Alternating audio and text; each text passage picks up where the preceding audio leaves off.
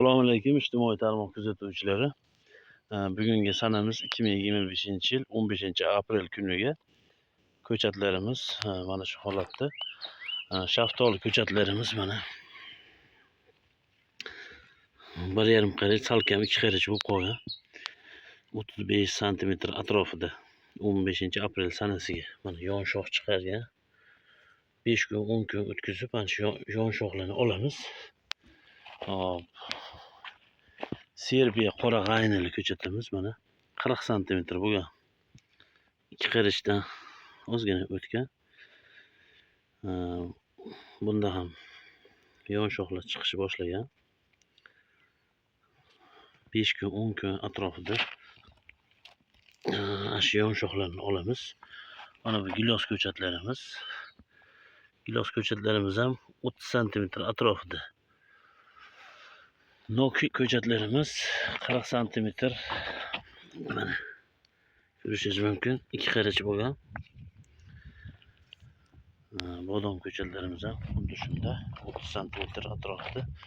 Bodom ko'chatlarimiz ham mana yon shox chiqarishni boshlagan.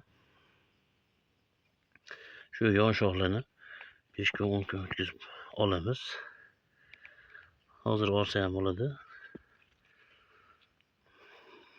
Yon shoxlarni olsak, mana shuga kuch beradi. Hop, yomg'irdan keyin tushadigan kasalliklar bor.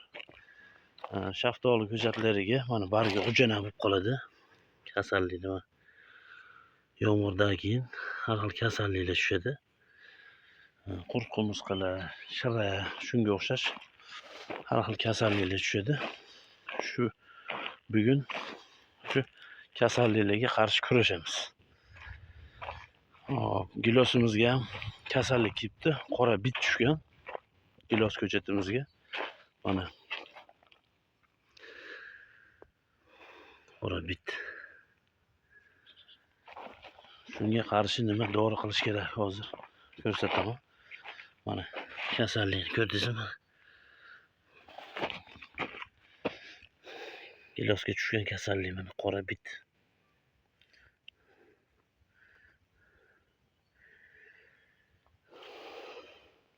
Mana o'stirmadi-da. Mana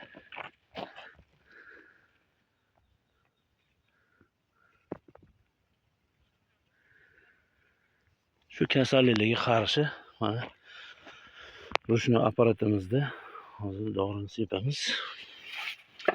Bunga kerakli dorilardan qurt qumursqalarga qarshi, kapalariga qarshi Enjo degan dori. Bu reklama emas. Kimyoviy magazindan olganmiz. Enjo T35 degan dorimizni yozib berishdi. 10 litrga 10 gram. Hop.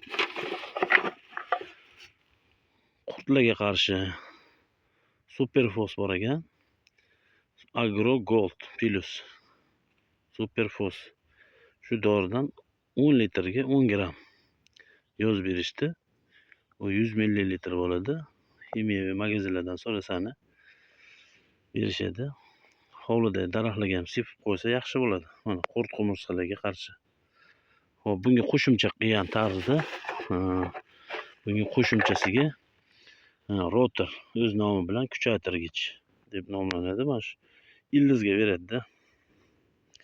Ildizni kuchaytirib beradi. Ildiz kuchaysa daraxt o'z-o'zidan kuchayadi. Yashnatuvchi dorimiz. Shu doridan qo'shib olamiz. 10 litrga 25 gram. Mana 10 litrga 25 gram. Mutaxassislar yozib berishdi.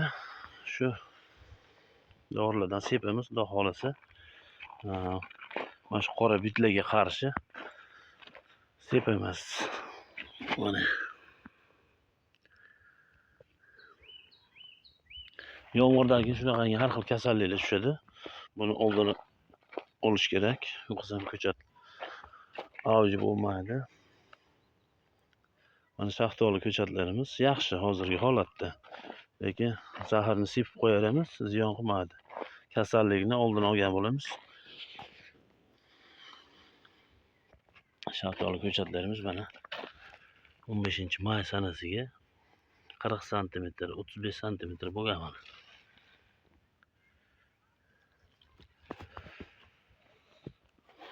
Bu ko'chatlarim xudo xolisa noyabr oyiga tayyor bo'ladi. 5 xil shaftoli bor.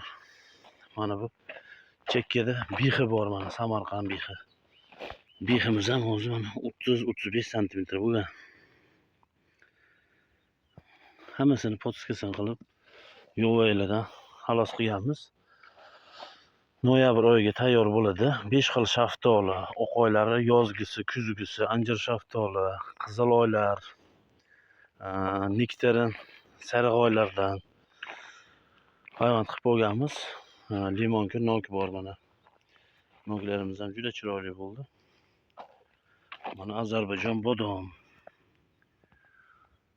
qaymoq bodomlarimiz bor. Barchasidan ko'chatlardan bor. Nomerlarni qo'yib qo'yaman, xudo xolisa noyabr oyida ham olishingiz mumkin. Bo'lmasa 2026-yil fevral oyida bemalol olib ekishingiz mumkin. Ishonchli bo'ladi-da. Joyida ham ko'chirib beramiz. Bemalol olib ketishinglar mumkin. Mana ko'chatlar juda chiroyli bo'lgan. Tagi qismiga yana bir o'g'it solib chopug'ini qilib qo'yamiz. Ikkinchisiga bir marta chopuq qilganmiz. Ikkinchisiga chopuqni qilamiz. O't yo'q, xudo xolisa mana o'tlardan xalos qilib, yo'vaylardan xalos qilib ko'chatni o'zini qoldirganmiz. Juda chiroyli avj olmoqda.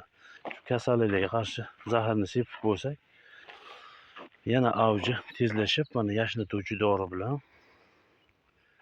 yanada kuchayadi.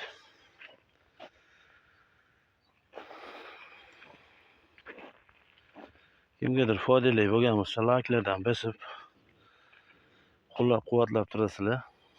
Keyingi videolarimizda yana bir ko'chat yetishtirish bo'yicha videolardan tashlab boraman. Shunaqa gaplar do'stlar.